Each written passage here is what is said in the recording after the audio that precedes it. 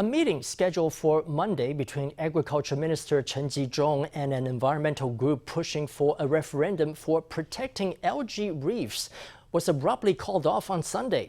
The head of Rescue Datan's Algal Reefs Alliance said the meeting had been scrapped as some of its members had misgivings that the government was simply trying to placate them. However, there appears to be cracks in the alliance, with one of its founders leaving the group. The group claims the government's plans to build a receiving station for liquefied natural gas in Taoyuan will destroy ancient algae reefs. As environmentalists continue to push for a national referendum, all eyes have been on the progress of the government's negotiations with the group. A meeting with the Agriculture Minister, originally scheduled for Monday, has been abruptly called off. There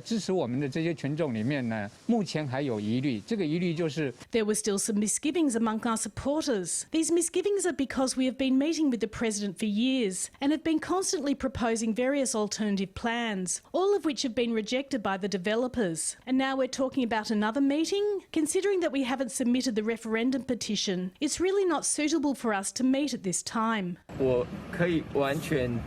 I can fully understand and respect the decision of our friends from the environmental group. The door to communication with the government is always open. So said the Agriculture Minister, but the Algae Protection Group called on the government to be more proactive.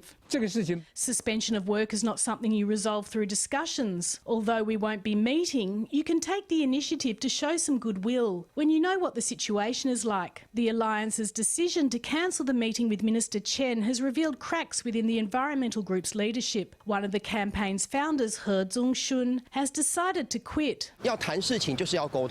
If you have issues to discuss, you should communicate them. If everyone interprets an offer of communication as a way of just throwing us a bone, does this really mean that if and when the government in future takes a different stance from us, we should cease communication altogether and just have a direct confrontation? No, it shouldn't be like this.